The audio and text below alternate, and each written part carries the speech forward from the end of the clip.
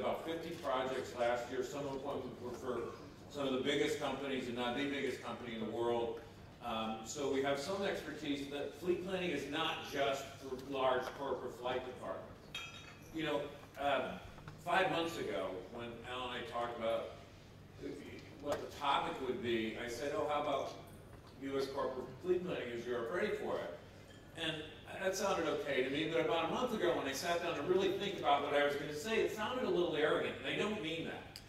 But I will tell you that whenever I came over here, I'd speak to real great aviation leaders in Europe and tell them what we were doing and tell them how we were establishing these relationships in our business. And to a man, they'd say, listen, it just doesn't matter over here. It's a very different model. But do we have a clicker? Yes. But asset management or fleet planning and its cousin at its core is just being smart about the capital you have invested in your aircraft. We look at airplanes like stocks in a portfolio, and I'll talk about that a little bit later. And it's becoming more and more important. Pete Eggers, a lot of you guys know, is a consultant back in the U.S., and I heard him talk a couple of years ago, and he said when he started out 30 years before, the total aviation spend, the total budget in a flight department, 30% of it would be the capital. And that today, that ratio had inverted. So as we get to $50 and $75 million airplanes, the capital involved today is much, much bigger than it used to be as a percentage of the total budget. My brother likes to say the capital will dwarf the operation expenses. Doesn't mean you shouldn't be great about going out and saving 10% on your fuel bill next year, because it's real money and you should do that. But by being smart about the capital, there's actually millions and millions of dollars of savings to be had. I'll start with one story of a Fortune 100 company, probably Fortune 50 company. In 2008, they engaged us to do a fleet plan.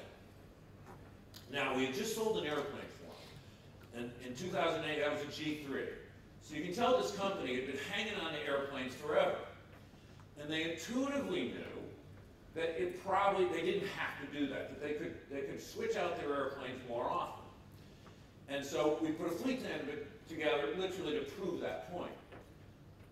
They ended up, instead of holding on to airplanes 20 plus years, they now swap every 7 years, or more accurately, every 6 to 8, which is something we'll talk about a little later. But the point of the story is they had a couple large aircraft, a couple Gulfstreams, that in the 10-year fleet plan turned into newer Gulfstreams, new Gulfstreams later on the plan, but they also had 3 Lear 45s. So the plan was for in 2009 and 10 to swap a Lear 45 for a Challenger 300, and the third one to swap out in 2014 for a third 300. At the end of 2010, after we'd done the first couple transactions, Bombardier said, you know, it's the end of the year, we got a whitetail, do you have anybody that would respond at a pretty good price?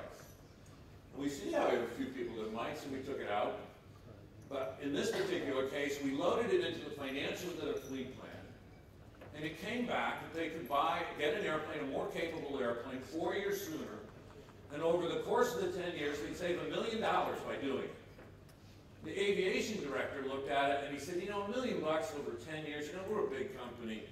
It's just not enough. Let's just stay the course. So a year goes by.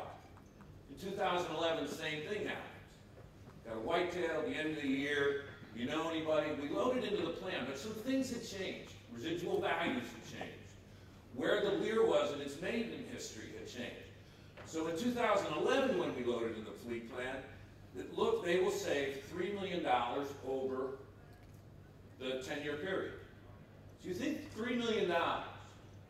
So they decided to do it. The aviation department manager decided to do it. I'm going to skip this because we talked a lot about, you guys know what's going on, residual values. Residual values are another good reason to be smart about capital. But who won in this situation, in this story? Well, certainly the company won. The company saved $3 million. Now, to a Fortune 50 company, $3 million can still be considered a rounding error. But to a department in that company that has a $16, $17 million annual aviation budget, $3 million with just one of their assets is a big deal. The aviation director won. They thought he was a hero. He was smart. He had said, you know, I love the quote that he came up with. He said, if you buy and sell my airplanes, and you do a great job with that, you're a good vendor, you're a great vendor if you're really good at it. If you help me manage my assets, if you help me be the custodian of what the company has put me in charge of, you become a strategic partner. Strategic partners make me better at my job. So, clear winner there. One that's a little surprising is the OEM's the winner. So what OEM in the world doesn't want to, you know, sell an airplane today instead of 3 years from now? We also, what we're doing with fleet planning is aligning when we buy an airplane with when the OEM most wants to sell it. When they really, really want to go out and get a sale, that's when we want to buy, and that's what fleet planning does. So I'll talk a little bit about how we do it. We look at fleet planning through 3 lenses. The first is an operational lens. So we look at 3 to 5 years of travel. Any more than that, it's not as granular as we need, and we'll cut the travel up a lot of different ways. We're looking at how far they go, where they go, who they take, what they're using it for. We look a lot at the efficiency of the fleet. Is it the right size fleet? And at the end of the operational study, which is the first part of the fleet plan, there's a story that'll be told. Are they flying more? Are they flying less? Are they going more international? Whatever the story is, then we look at what else could have accomplished that mission. Could you have a more domestic fleet? Could you have a bigger international fleet? What are the ways to accomplish this? And then we look at the second lens in the fleet plan, and that's the financial. So the financial is a look forward. It's a 10-year usually, although when we do financials, we don't do Guardian Jet says this. We use how that company measures capital expense. Because it doesn't do us any good to be really smart and then have them go, no, that's not what we do. So we do it, typically we do it in cash flows, a lot of times we do it at P&L, we'll do earnings per share, impact. There's a lot of different ways we'll measure the financial impact of the plan, but we start with, here's what you have, here's what you think you're going to do, and let's measure that over 10 years. And then we'll layer in all the different fleet scenarios or fleet options that they could have, and then we're not in the business of telling them what they should do. What we are in the business of is telling them what the delta in those costs are. Great example, Procter & Gamble went from 5 large airplanes to, they went to a little smaller domestic airplane, but that allowed them to buy 650s for their international missions. So, you know, a little bit more missionized. But we look very hard at what the deltas are. That's the most important thing that we can do for our customers. The third lens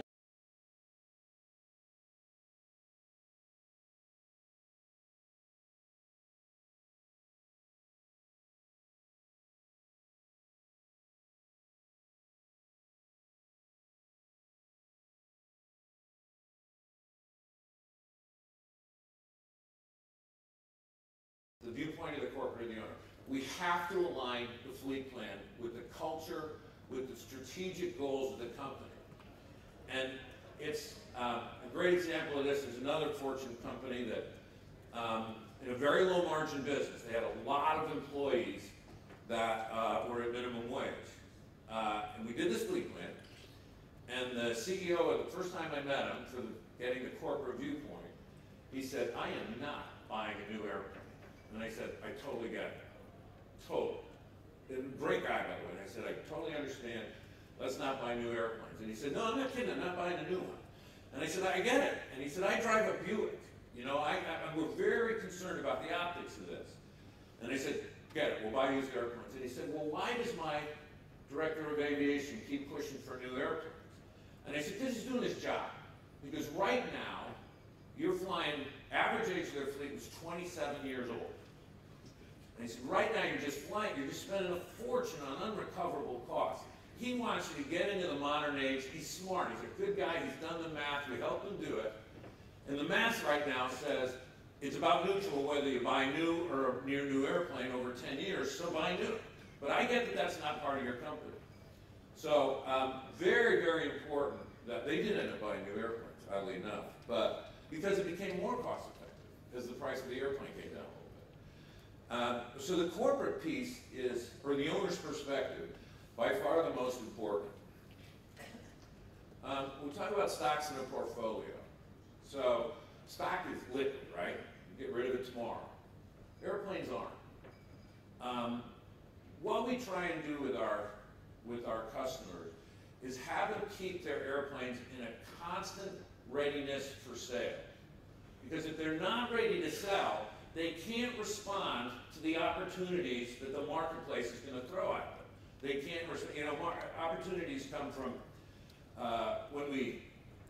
opportunities will come external or internal, but one was that Bombardier saying, hey, we got a whitetail. Well, if they weren't in the position to sell the 45 because they hadn't written down the value enough, because they hadn't, then they can't respond. So we like airplanes on programs. We like paint interior every 7 years. We like, we're fine with leasing, but when you negotiate your lease, please pay particular attention to the early termination options, because you want to be as nimble as possible. There's a lot of good reasons, and there's a lot of smart guys in this room that lease airplanes. But for our customers, we want to make sure that they still have some flexibility in that lease. So we want to be nimble. Airplanes, or fleet plans, are not a document that, they say they're not a document you do once and put away. Almost every fleet plan we do is because somebody wants to do something different. They want to refresh their fleet. They want a new airplane. They want a long-range airplane. So whenever we're engaged to do a fleet plan, there's usually some element of, hey, we'd like to try and change something. So what we like to say is that once you do the fleet plan, just don't put it on the shelf. It should be a renewable, reviewable document. Reviewable, you want to look at it every year. And what we're looking at is we're looking at the value of the airplane, we're looking at the market trends, and we're looking at the liquidity of the airplane. Are they being smart about having the airplane? Is it written down on their books to a point where they could sell it? How's the airplane look? But we're trying to match these three things up to say, is there opportunity out there? Every time we do a review, we're looking for one of four things. Should we stay the course? Is the plan doing about what we thought it was? Did anything change at the company? Should we accelerate? Great example was that first story, that they accelerated the purchase by 3 years, got a more capable airplane and saved a lot of money. Should they slow it down? As often as we tell companies to hurry up and do an airplane, we tell them patience. Right now, we've been preaching patience in the large cabin market for 24 months because we had an idea that the values might come down a little bit. So we've been preaching patience in that market. So you can stay the course, speed up, slow the plan down, or of course change the plan. We just sold our division in Rio. We don't need a 550 anymore. We don't need a, we want to get to the brick countries more often. So changing the plan is another way to look at it. I will tell you one last story, and this was really the birthplace of what we call our asset management program. It's another Fortune company, big company. They had 3 large cabin airplanes and 3 helicopters.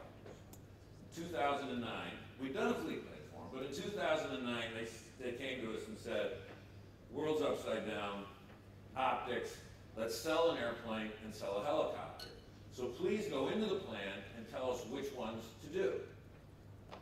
So we said, all right. We went into the plan, and we came back to the CFO and said, listen, here's the ones I do, but don't do it. Because remember in 2009, values are going down, book values weren't, so they had a tremendous recapture problem. They had a tremendous tax problem. And we looked at it and said, you can operate these airplanes for the next 3 years for what this hit will cost you. So let's just, if you can't, don't do it. And the CFO looked at it and said, you know what, this is good. We're healthy, this was an optics thing. They're flying the airplanes 500-600 hours a year. I don't want to be silly. I don't want to cost me money and have less capability. So let's stay the plan. Same guy said, I read in the Wall Street Journal every day about prices coming down on airplanes. Do new airplanes behave that way? Do the OEMs behave that way? And we said, well, to some degree, but I don't know. And he said, what if we swapped our whole fleet right now? You're talking about 6, fairly expensive assets. So we put it into the fleet plan. It came back, if we could buy them at this certain values, they'd save $60 million over the 10 years. So they did it. I never would have had the nerve in 2009 to suggest to somebody that they should do that. And by the way, I still don't. That's a lot of change in a short period of time. It's carnage. But $60 million to a company that size is real money. So I like to think about asset management, fleet plan, being smart about the capital. It's not a U.S. issue. We're doing a lot more of it in the U.S. than we do anywhere else. It's a global concept, and we think it helps. We think the ability to save millions of dollars is out there by being smart about the capital. Thank you.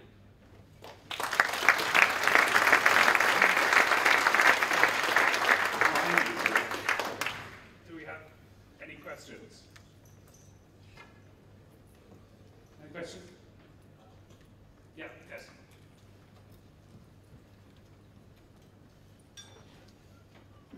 Thanks, Al.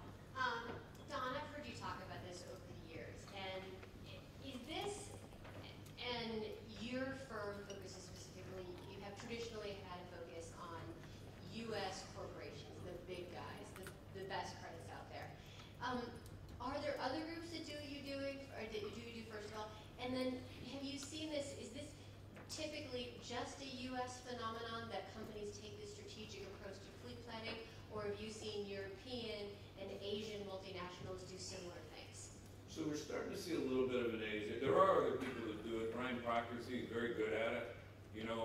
When we know we're competing with Brian, we know it's a nice fight because he's very good at it. So, but there's not anybody besides, I think, Brian and ourselves, who are combining the consulting with the brokerage the way we are. There's certainly people that do fleet planning. There's certainly brokers out there, and a lot of great ones here. But I don't know that anybody's combining.